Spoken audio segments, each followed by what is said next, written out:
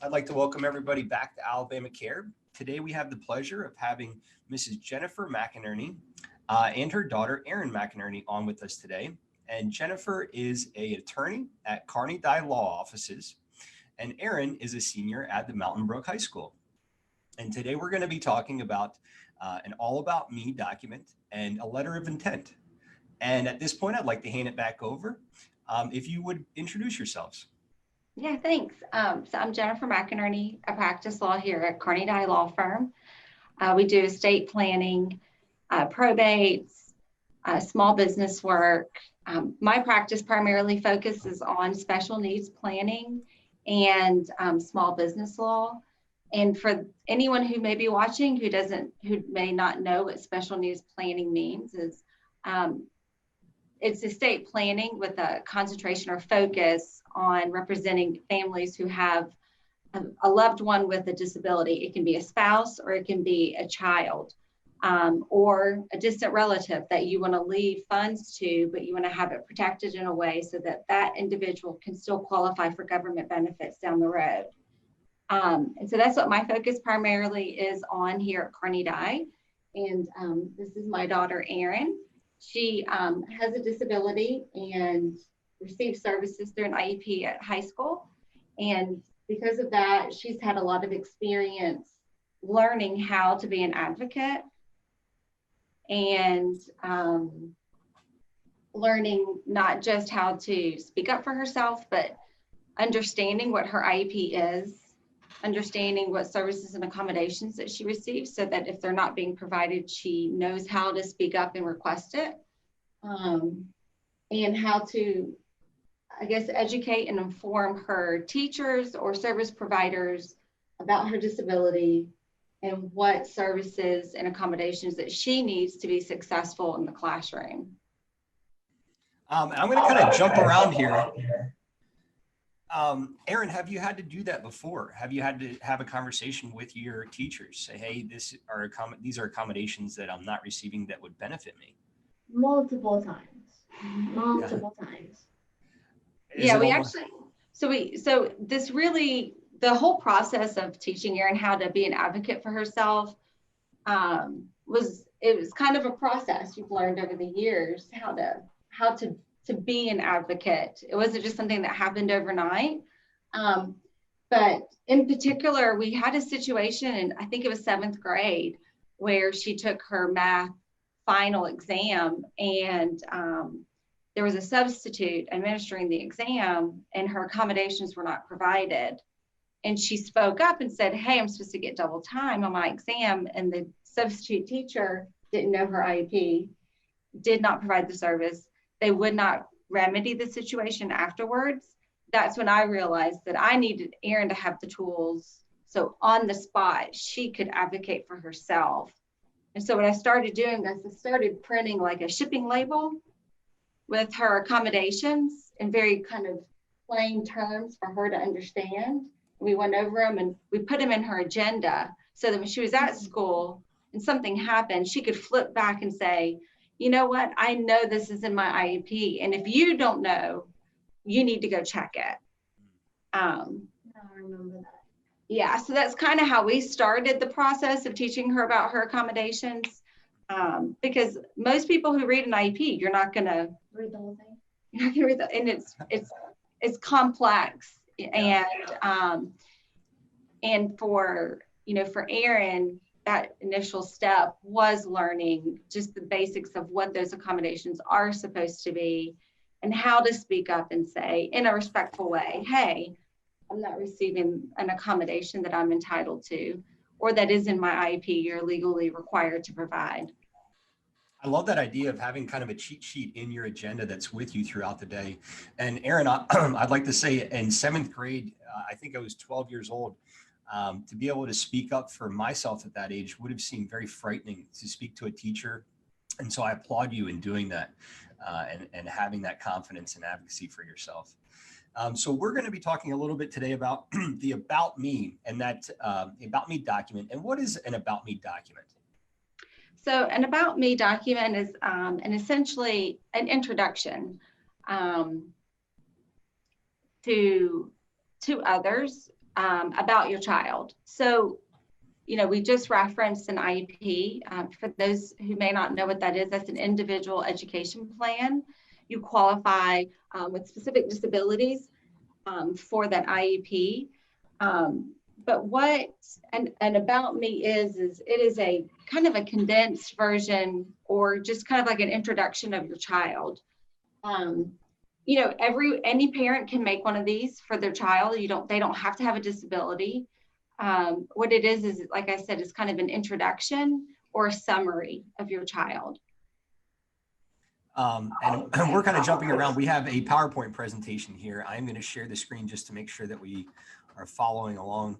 And I know, my immediate reaction would be, well, there's already an IEP. Why do we need this other document? And what would you say about that? Can I jump in real quick? Mm-hmm. Please.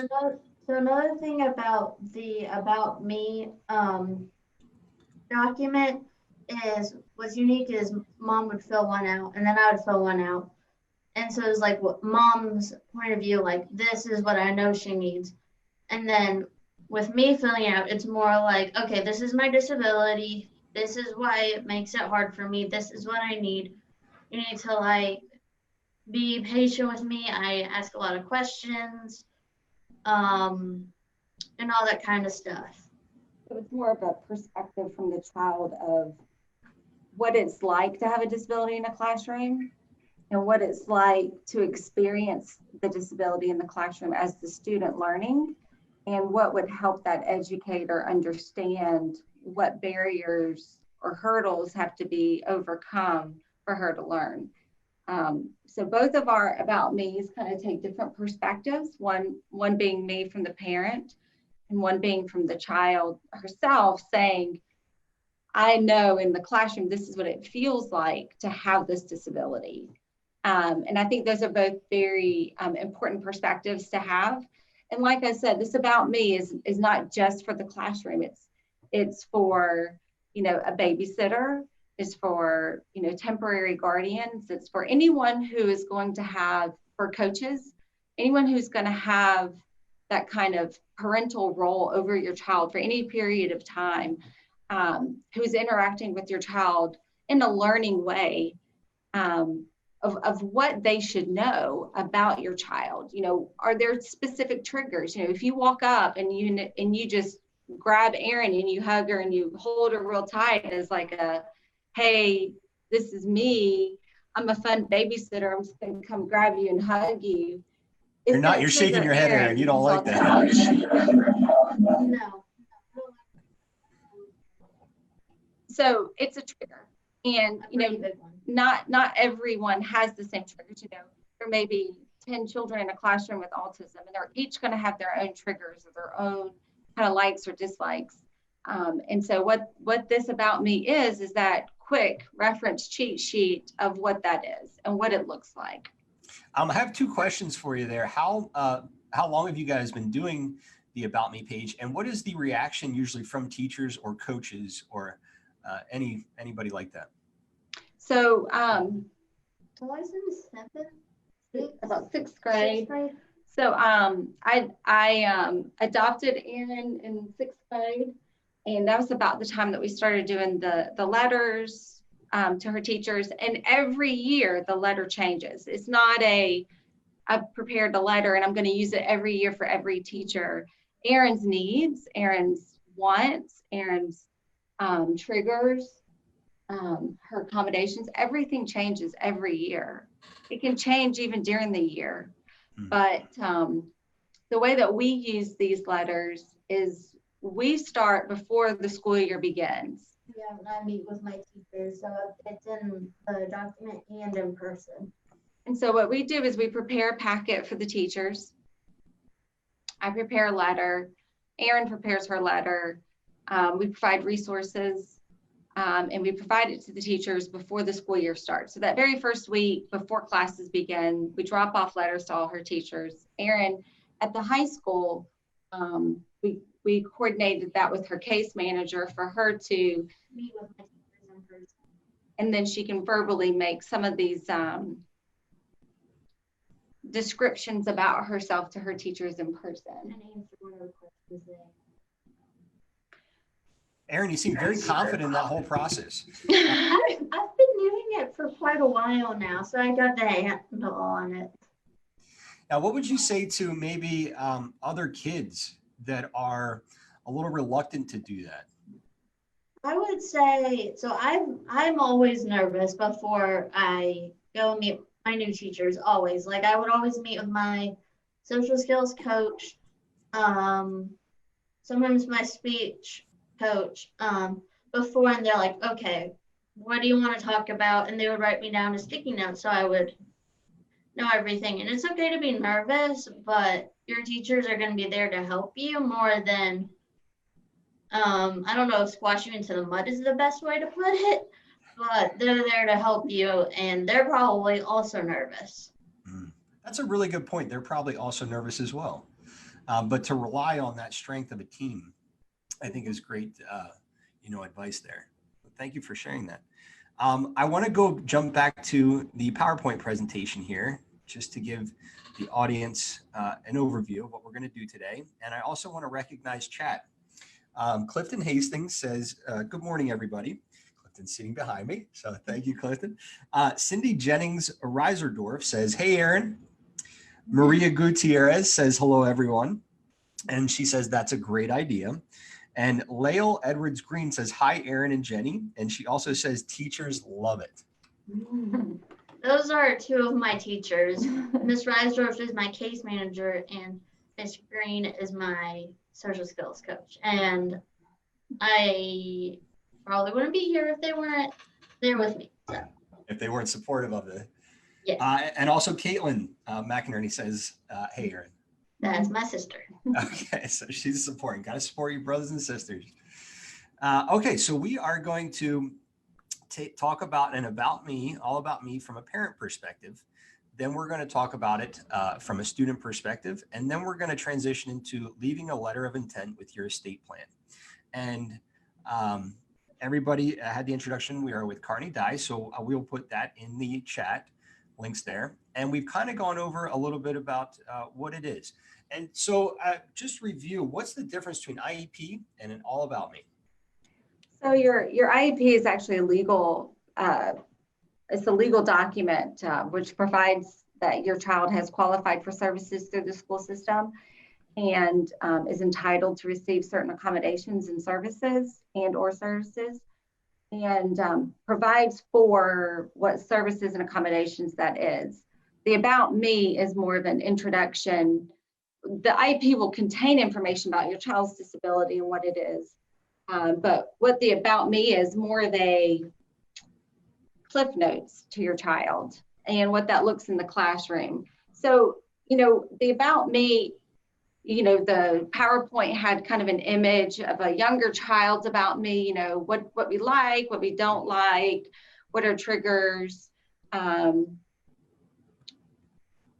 things like that, right? So on that slide, it talks about, their favorite colors or their favorite toys. For, your elementary age children, there may be, specific things that will motivate your child, stickers or tattoos or little toys or extra playtime. That was for me when I was in elementary school. We made a sticker chart for the month, and if I'm really good, I get a sticker by the end of the day. And there was short-term rewards and long-term rewards. So at the end of the week, I would get a toy or something.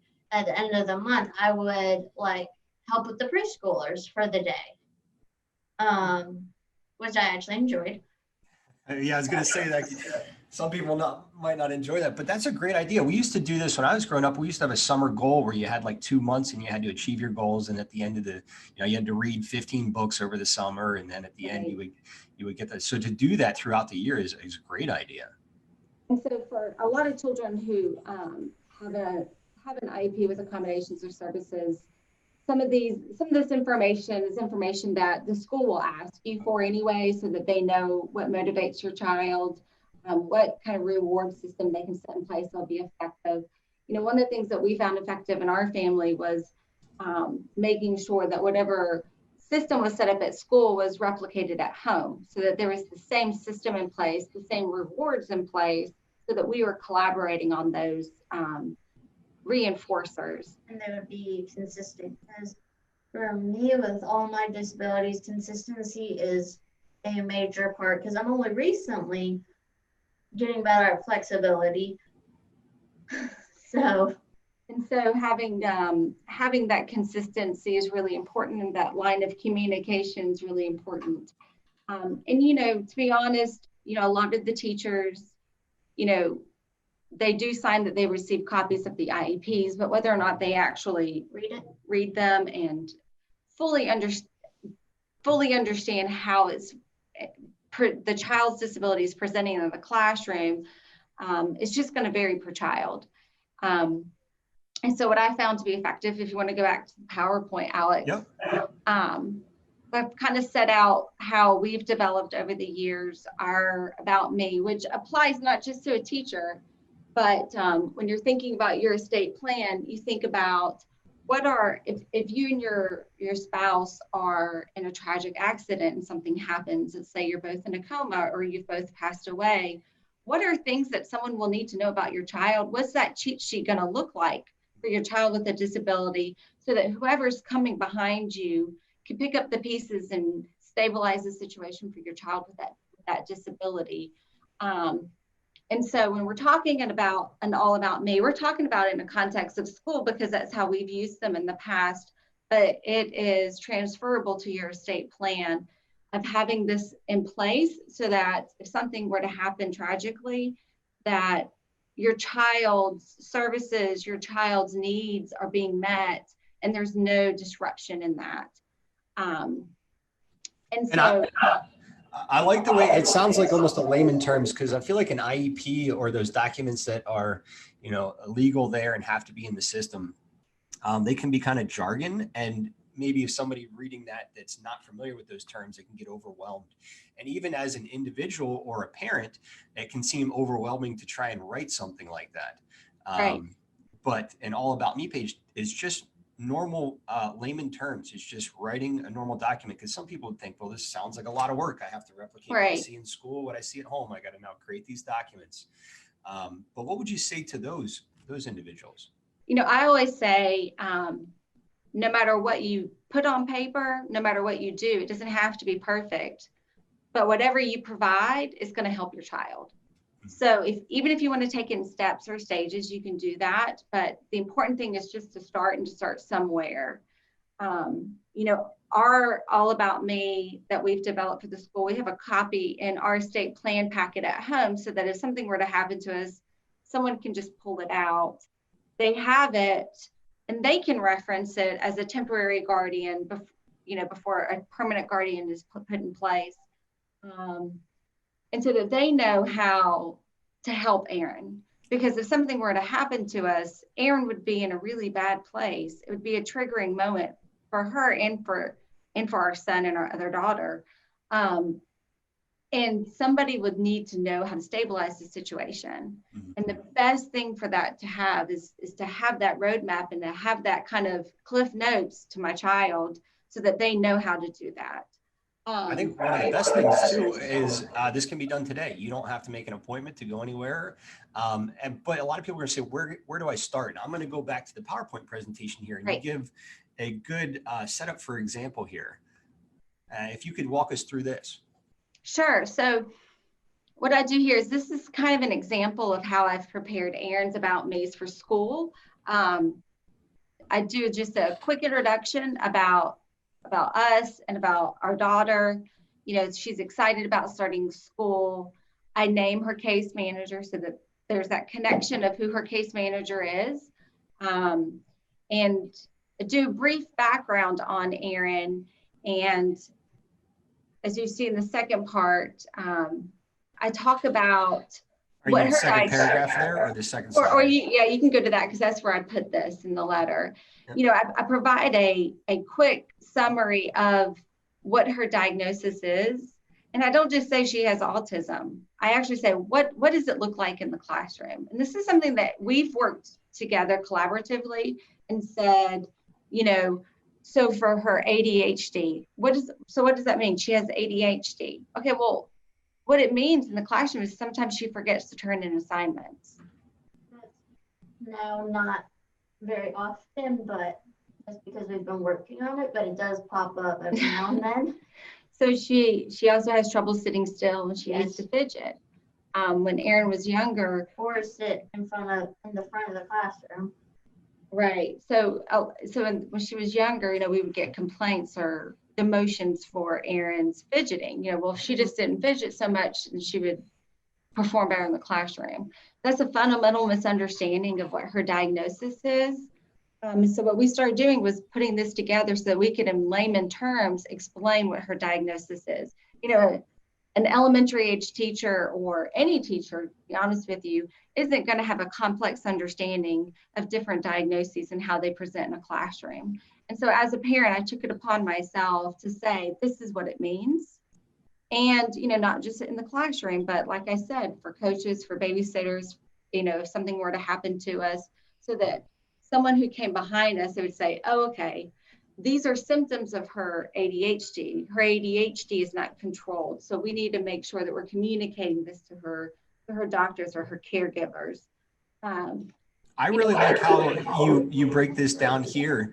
ADHD, and then you put in here like signs or symptoms of that specifically for you, Erin, right. Because ADHD might seem like a blanket, but everybody's unique in their own way. And I react differently than other people do in certain circumstances. So to break that down, by bullet point here and allow that teacher, whoever that is, to see, Erin, exactly what situations you like to be in and how you kind of navigate through that, I think is a great idea. Yeah. And, we have found, I've had teachers say, during the school year, I have had what I thought were problems with Erin in the classroom. And I've consulted her about me sheet that you gave me. And I realized these were actually symptoms of X, Y, or Z diagnosis.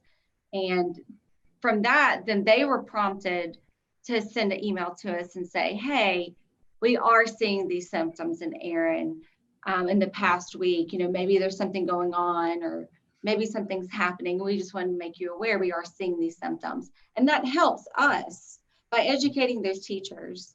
It helps us understand whether she is regulated at school, whether there's something that's triggering. It allows us then to take it to the next stage to say with her, let's re-examine what's happening in these places at these times, and what can we do to modify the situation so that these things are not happening. It's a whole diagnostic way of looking at how to make your child the most successful in that environment by collaborating and trying to identify what's happening so that you can prevent that from occurring. Because if she's not regulated in the classroom, she's not learning. It's a great communication tool. Sorry, Erin, I shut you off there. Another thing that I want to add to that is sometimes I don't realize that I may not be regulated, or something's going on mentally or emotionally. And so then if the teachers are noticing it and they already said that about me and they tell mom and dad, and when I get home, we talk about like, okay, what's going on because of this? Sometimes she's not aware. And if she's not aware, she can't modify. And so by helping the teachers understand and helping the teachers know what to look for, then they can notify us, and then we can identify it together and problem shoot it. Do you ever have days where you just feel like, I want to be done with school, Erin? I don't want to come home and I don't want to work on these things. I just want to be in my room alone. Sometimes. I get that way. She's still a teenager. I'm not a teenager. I feel like that sometimes. And this PowerPoint that we view here, it may be a little hard to see. So if you guys are okay with it, I'd like to put it on the net and then share it in chat so anybody can go through and kind of view this. Sure. The next screen here, I think, is a great point. Why would you do two about me's? One from a parent and one from a son or daughter. So I think it's really important to have your child learn about their disability and learn how to advocate. One, so that in that situation where if something were to happen to me and her dad, and we weren't here anymore, the only other person who knows Erin's disability as well as we do is Erin. But if she doesn't know how to speak up for herself and how to identify those things that we've historically been identifying, she won't be able to do it. So we can leave that letter behind and try to help someone understand and help someone kind of walk through these steps and identify things. But the only other person who's as equipped as we are is Erin. And so it teaches your child how to be an advocate. This is very, very, very, very, very important. And it is very important. You know, we are in that phase right now where we are doing the transition from high school, and we're planning for life after high school. And, you know, a huge component of that is, you know, these advocacy skills are transferring into a workplace. It's transferring into a college environment or a community college environment. It'll translate into independent living skills. And advocacy skills are not something you teach overnight. They're developed over time. And as I said, you know, we kind of just started with the label of her accommodations where we educated her on what they were and why. The other really important piece is it teaches Erin that self-awareness component to where, you know, one day we're not gonna have teachers identifying that she's unregulated who can communicate to us and we can problem shoot it. Which is going to be in May when I graduate. So we won't have that anymore. The only person now who's responsible for that come May is going to be Erin. And so she has to learn how to be self-aware and diagnose and these issues herself and keep track of issues so that she can communicate them when she turns 19 to her physicians. It's also really important that to also know for the self-awareness, not only the diagnosis and all of that, but especially if you don't start soon enough and you are pushed out into the world, then it might not be very good. Because like when I graduate, I'm going to go to community college and still live with mom and dad in the basement. That's like somewhat, what's the word I'm looking for? Independent. Mm-hmm. While I continue building those skills, even though I'm going to have to be more aware and advocate in particular when I go to college because I'm not going to have all of those accommodations that I have had. Right, and that kind of goes into a whole nother area of the whole concept of the services cliff that occurs when a child graduates from secondary school. And all of those services kind of go away that you're used to. But do you plan on taking your About Me page, Erin? Do you plan on taking your About Me page with you to college? Yes, and I'm planning on doing another one and taking it because, like Mom said earlier, it changes every year, and my key also changes every year, and sometimes in the middle of the year, like it's completely had to change like the first more or less week to this year, which is 100% virtual, which is going to be hard. If you can speak a little bit about the virtual and how that's been going for you. So after I got used to it, it's gotten pretty much better. It's still hard because I can't ask questions during class. I have to email my teachers and then wait for a response, and that can be very that can have spark some anxiety also because it's like, okay, it's due at like 3:30 or something, and I haven't gotten an answer yet, and I don't want to get a bad grade. And so I would suggest if you can meet with, if you have a case manager or a teacher regularly in order to ask those questions and have him or her ask for you and then probably get an answer sooner. The virtual has also helped us identify some areas of need for Erin as well, of areas that she can build on as an advocate, and areas of improvement like communication. Instead of verbal communication, she's learned and is still learning how to communicate by email, as she just indicated with her teachers.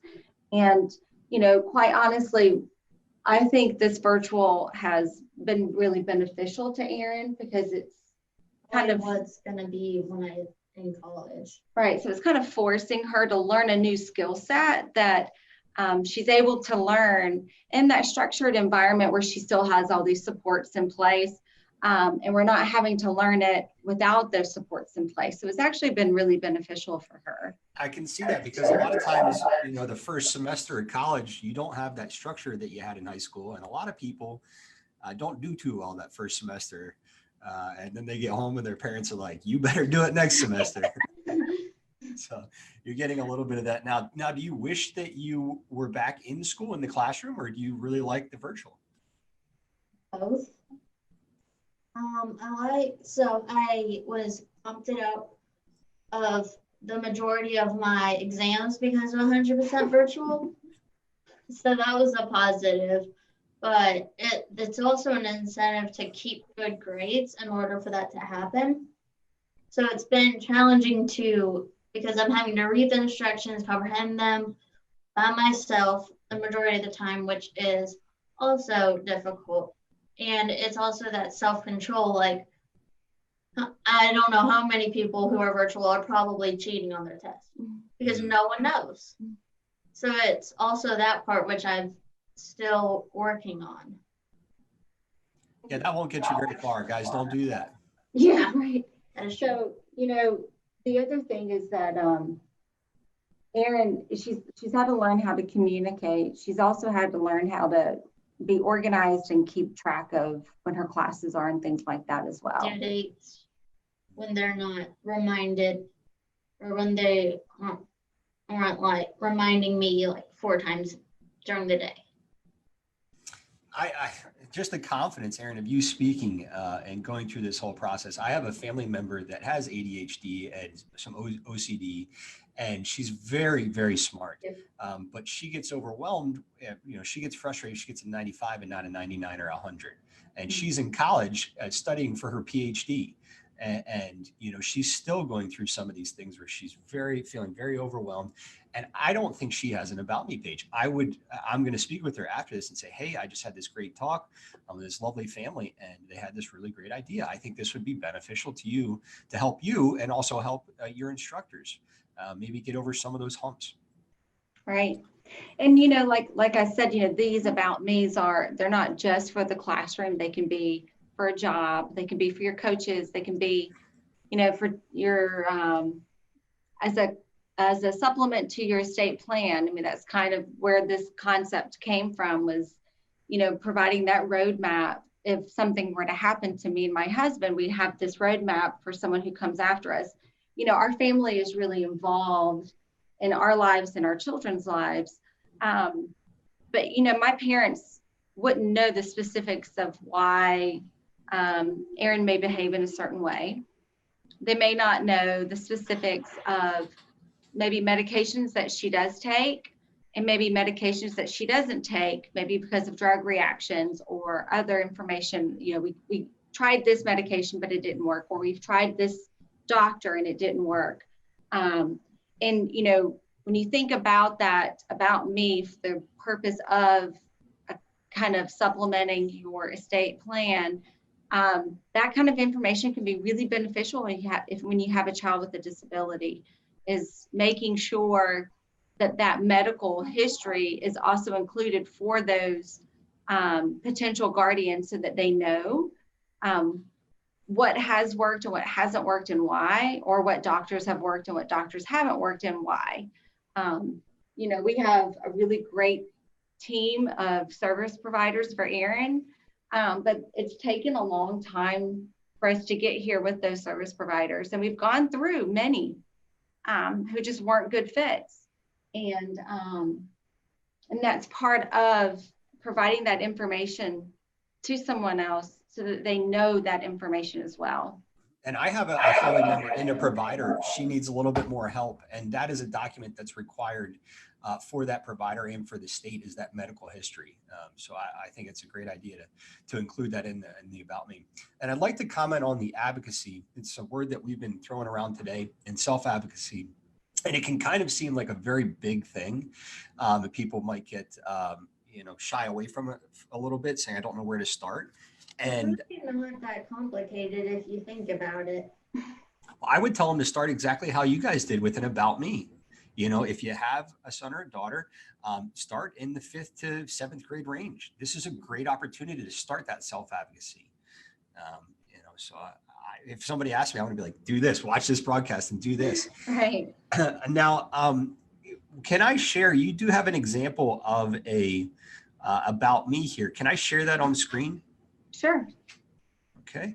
And like I said, this is a much more complicated About Me because it was written, I think it was her last year About Me letter for her 11th grade year. And it is a little more advanced than something you would prepare for an elementary age child. I just want to make sure I'm on the right screen here. Yes. So if you want to scroll down some, we provide the information about her disability. We give them, we identify her diagnoses. I provide a chart of what those are and what it looks like. So, you may think a receptive and expressive language disorder or impairment may not be that big of a deal. And it may just be a sentence in your IEP, but with the way it actually presents in the classroom could mean, she has a lot of different things. So she has difficulty reading, or she's slow at writing. She struggles to organize her thoughts. So if you have a teacher who calls on Erin to go to the front of the classroom and read a paragraph, that's not going to work. It's going to be anxiety producing. It could be a trigger. And so what this does is it's trying to prevent some of those issues in the classroom as well. Mm-hmm. Which is why I always say, when they say, Erin, do you want to read? I'm like, oh, thank you. But you kind of clicked to this resource as well. Yep, let me go back. Right. So I also encourage parents to do a little research. There's so many tools out there. So Erin has ADHD, and I found this kind of resource online, and it explains ADHD to teachers. And it's actually really great because it shows that there's so much that's under the surface. That's kind of the iceberg concept here.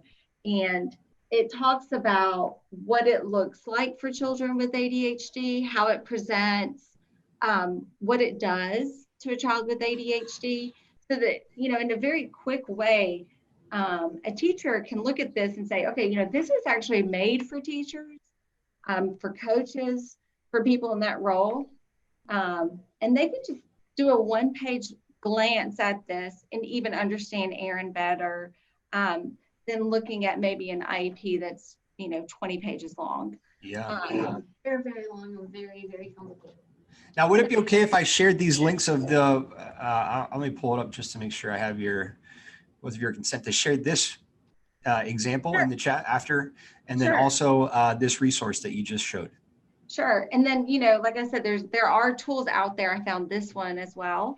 It's a little bit longer, more involved, but there are tools. People have done these things, how it affects them in the classroom. No, it's a different one. But it's what it is and like I've said, I've included these along with my husband and I's estate plan. These resources are in there so that if something were to happen to us, we've provided resources to someone who's coming behind us to help Erin. Now that we've gotten to see what an About Me looks like from a parent, Erin, would you mind sharing what an About Me looks like for a student? Yes. So for me in particular, I always put, this is my disability, X, Y, and Z. This is what I need, regardless of whatever the situation is. This is what I need. I need extra time. I need you to be patient because I ask a lot of questions. I want to do well, but that sometimes means 20 questions, which isn't really a good thing if you're the teacher, but sometimes it's more or less necessary. So I put, okay, I'm gonna need a copy of completed notes because sometimes, back to what Mom said about the handwriting, sometimes I can't read my own handwriting. I need to be in the front of the classroom in order to see the board and get my notes done. I think I already said I need extra time for my tests. I need them read aloud because of that speech impairment thing. And trying to think what else do I put in here. Oh yeah, if I need a break, then I need like a safe place to go, and that sometimes with my medicine that I take, I can get extremely dizzy and like almost like a seizure kind of symptoms. So that I eat regularly like my lunch throughout the day. So that's also in there so they know, okay, if I'm getting my food out, that's probably because I'm preventing myself from having to be checked out and sleeping for the rest of the day. Now, when you go over this with the teacher, do you do it in person or is it more of an email for you? So it's kind of both. So I write my letter, I give it to mom, she sends them it, one to each of my teachers. And then before school starts, I usually walk with Miss Green my schedule right after I meet with my teachers in person. We actually have like a meeting, a conference with all of her teachers at once. Mm-hmm. And Erin introduces herself to her teachers and kind of does what she just did, introduces herself, her diagnoses, her needs in the classroom, and maybe why she has those needs. Things that she wants them to know, that she's a hard worker, that she's going to work really hard, that she doesn't mean to be disrespectful, but sometimes she can come across that way, or rude, or very, very pushy, and how that's not intentional. It's just a symptom of her disability. But Erin also does what she just said. She writes a letter. It goes with my letter. It goes with those handouts and those resources I just spoke about and showed you. And we kind of make a packet for each teacher before the school year starts so that they have it as a tool and as a resource throughout the school year. Oh, and another thing, when I was, not virtual because of COVID, when I walk the halls, like I would visit the classrooms with a teacher in it, and I would pick out a seat that would be very helpful. Or if they move seats around, to say, okay, this is the section if we're facing this board, this is where I'm gonna need to be, or something like that, in order to be successful and to eliminate that, well, not really just distractions, but those barriers when it comes to the learning in the classroom. Is there anything that comes to mind that you're going to add to your About Me for college?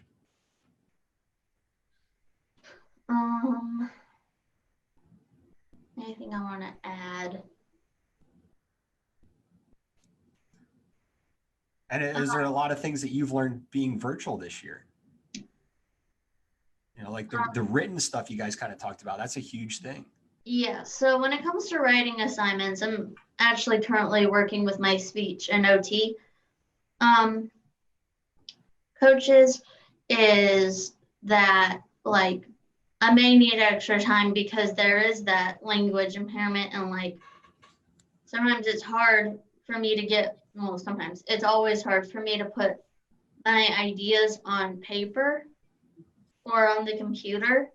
And so like using speech to text is what I would need, or like a scribe for when it comes to tests, because that's also one of my accommodations along with read aloud. Mm-hmm. I think some of those pieces of what's been in the About Me will change for college in relationship to maybe assisted technology, mm-hmm. or some of the providers, like if she has a note taker or something like that through the university, just kind of notifying the professor of that. I have a kind of off-topic thing. Are you guys walking in May, or how is Mountain Brook doing graduation?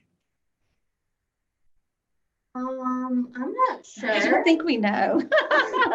Last year they did like a drive-by, and I think like an actual graduation. So I don't know about this year. Maybe it's changing like every week, I bet. Probably. Yeah.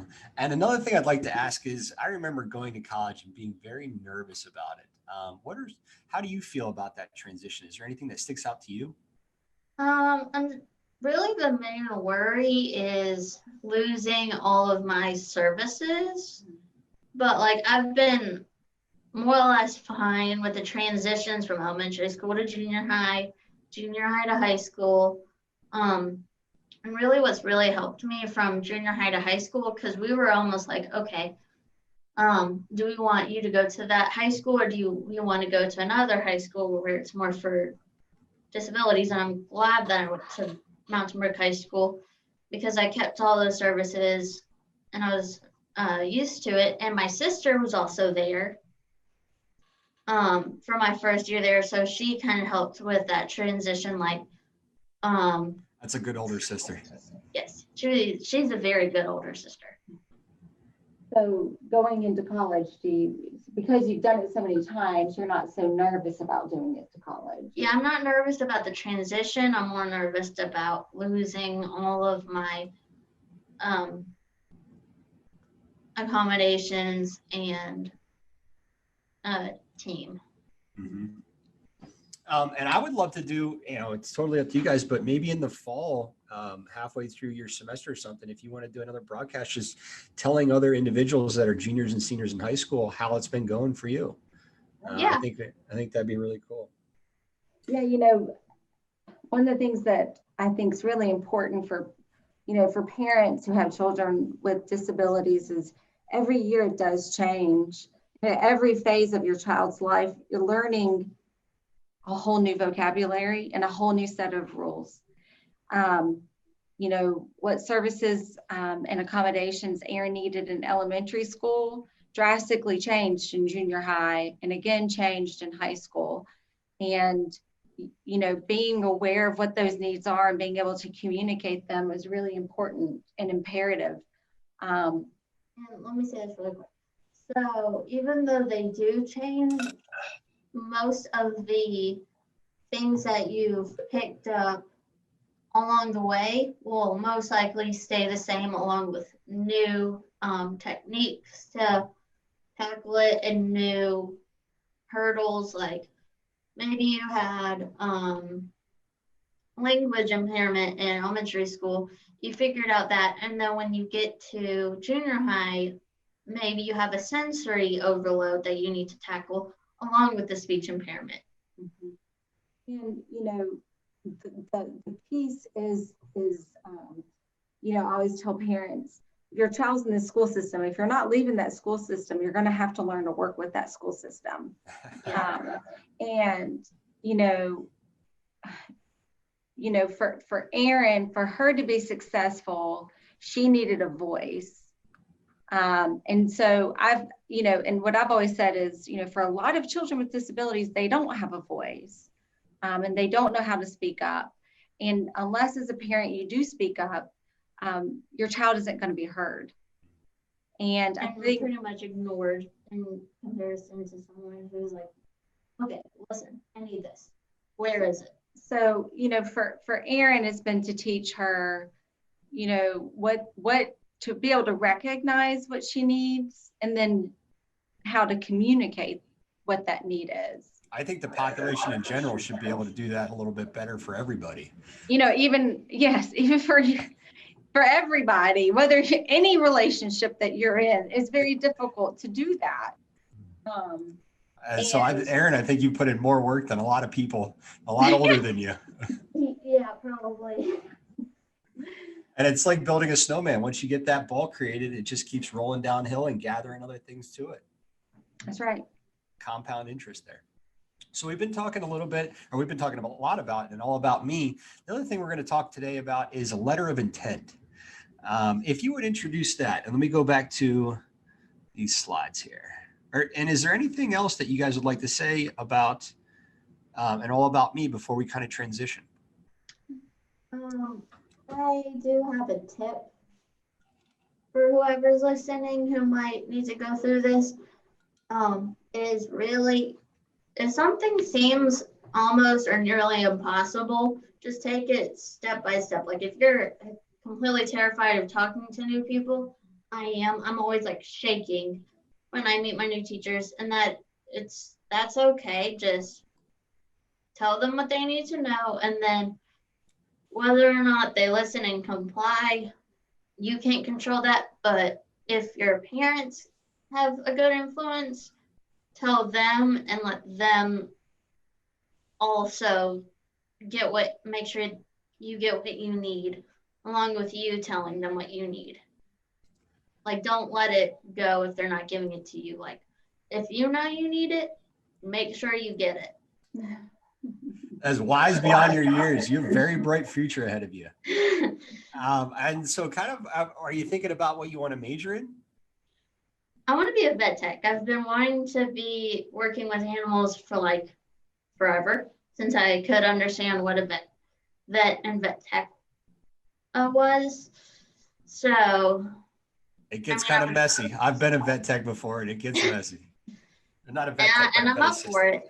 Yeah, she's excited, and she's really looking forward to kind of learning and starting that next phase. So you don't mind getting your hands dirty? No, I mucked stalls for a long time, and I actually I volunteered at a vet, and it got pretty messy, but I still enjoyed it. It's a lot of laundry. I would like to highlight a few things in chat here. Caitlin McInerney says, you're a great younger sister. And Kelsey Moore says, hello, Alex. Hello, Kelsey. Good to see you in chat. And Cindy Jennings Reisdorf says, a very bright future indeed, Erin. Nice. Okay, so I'm going to pull up the slide here and we'll talk some about letters of intent, because it seems like the same thinking there of an about me and a letter of intent. That's right. So your letters of intent, like I said before, like with the about me, it's not a legal document. This is not something that you have to hire an attorney to do for you. This is all something that you can do on your own. And I encourage everyone, whether you have an estate plan in place or not, everyone should have one of these if you have, especially if you have children. But generally speaking, as we were saying earlier about the IEP, most estate plans have a lot of legal jargon in them. And your average person may not be able to pick it up and understand everything in it. But the idea with the letter of intent is it provides those additional instructions. So all of those details of things that you want to make sure happen for your child, whether financially or religiously or education-wise, aren't going to be included in your typical estate plan. And so you leave that letter of intent to kind of provide those instructions. So your letter of intent, generally speaking, who is it for? There are two main categories that we generally focus on when we talk about letters of intent. The first is a trustee and the second is a guardian. So if you have minor children or if you have a child with special needs and you're leaving behind a special needs trust, most estate plans, if you have minor children, are going to have a trust set up for your minor children so that they aren't inheriting their money at age 15. They can't. I don't think it's good for anybody to get that. Yeah. Even at 19, for most children, most parents decide in their trust not to allow their children to have distributions at age 19 because it's so young. Mm-hmm. So they have that framework there. Yeah. So, most of those trusts have discretionary funding for health, education, and maintenance. So they could pay for college, for example. If your child has a special medical need that they need handled that isn't going to be covered by insurance, funds could be used for that. But there may be specific beliefs that you have as a parent that you want to make sure get instilled in your child. So some of those questions, I'm just going to look through this resource here that we have for parents. When you have a trustee, your trustee is actually the person who's making those financial choices, making those financial decisions for your child when you're no longer there. So there may be specific things that you want to leave in a letter of intent, like, do you want your child to attend a public university? Do you want your child to attend a private university? What are your thoughts or feelings on primary school? Do you want them to attend a private school, a private religious school? And this is a resource that's on Carney Dye. I'm going to pull it up now, and then we can also link that. So these are questions that will help guide you through that process.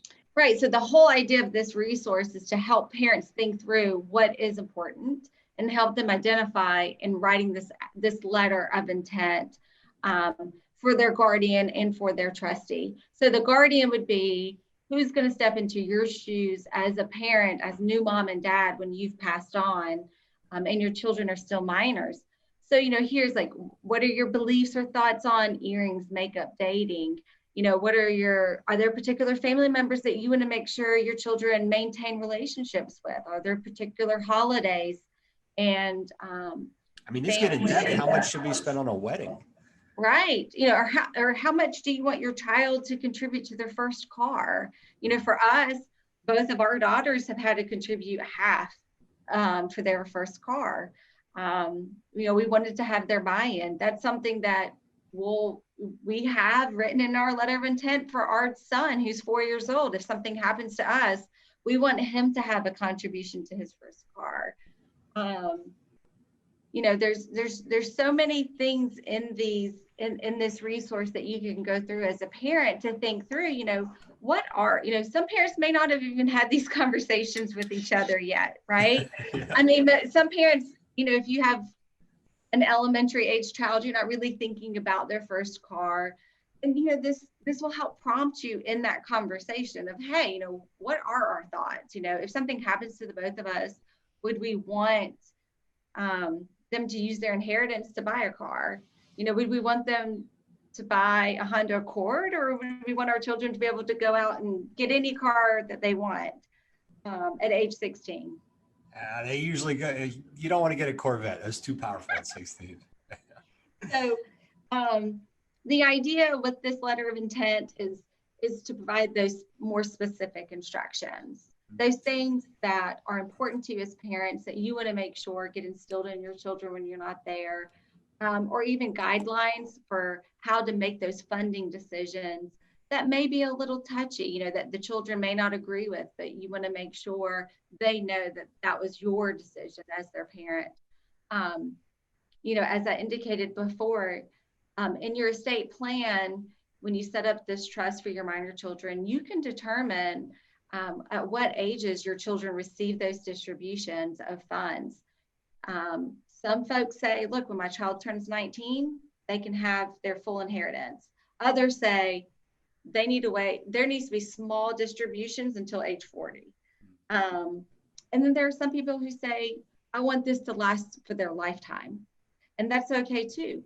Provide that guidelines. You know, for Erin, we've set her up a special needs trust so that when we pass, her inheritance will pass into her special needs trust. She'll still be able to qualify for government benefits if she needs them. If she can't keep a job, if she can't work, if her disability makes it where she can't do those things, then she has these resources that can supplement those benefits and provide for her long term.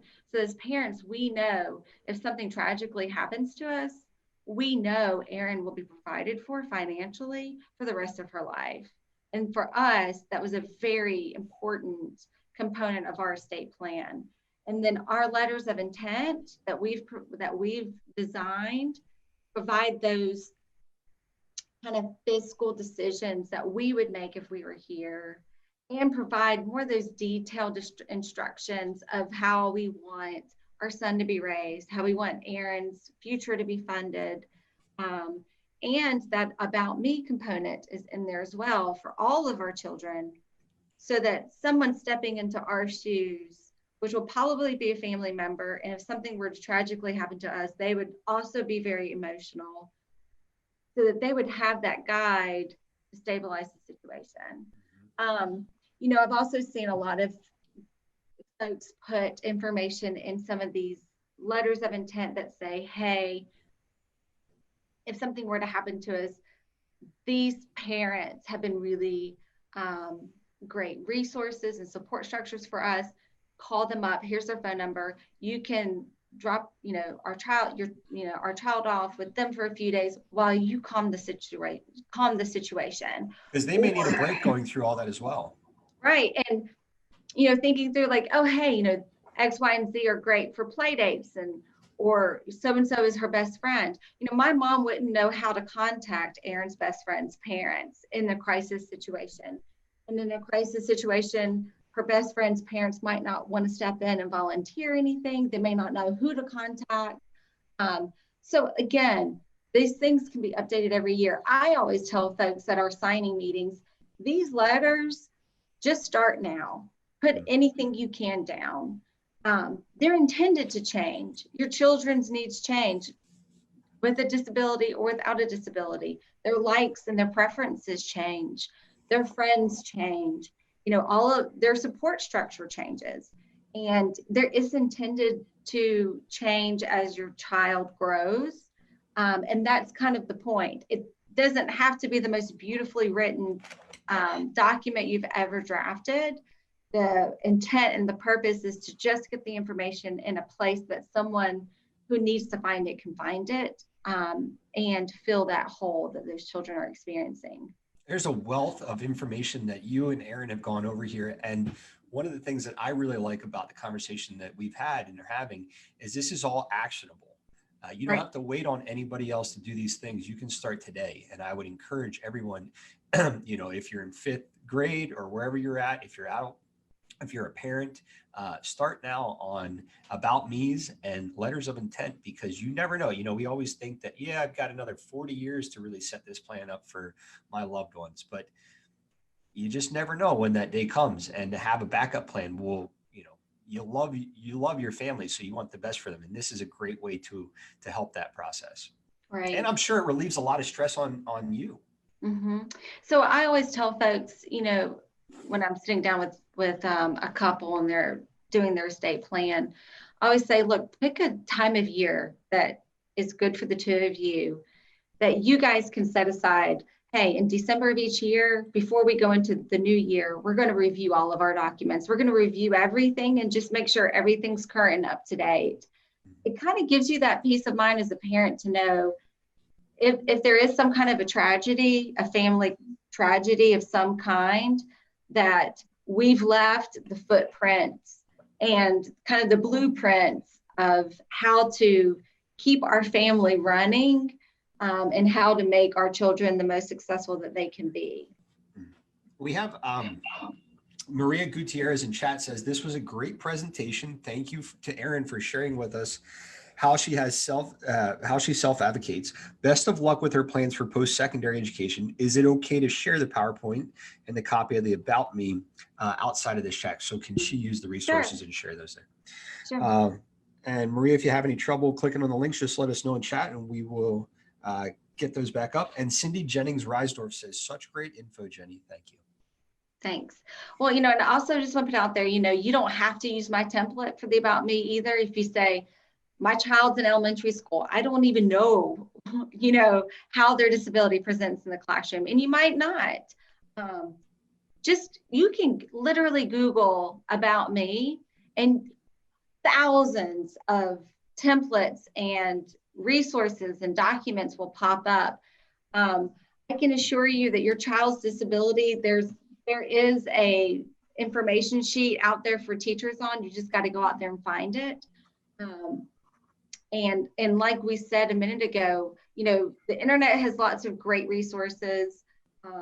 But sitting down with your child, you would be really surprised, even with a really young child, what information they can tell you about what's hard for them in the classroom, or what's hard with them with their friends, or what they like or they don't like. That just putting on paper is so helpful for babysitters, potential future guardians, for teachers, for coaches, for all of those people, just to know about your child. And it sounds like a good meeting for family. It's a good discussion to have for kids and parents to have. Right. As we kind of come to a close here of our broadcast, is there anything that we haven't talked about that you'd like to mention? I don't think so. I think that there's, like you indicated, our website has a resource link. And in that resource link, you can find this information about letters of intent. You can find a lot of really great resources that you can look at.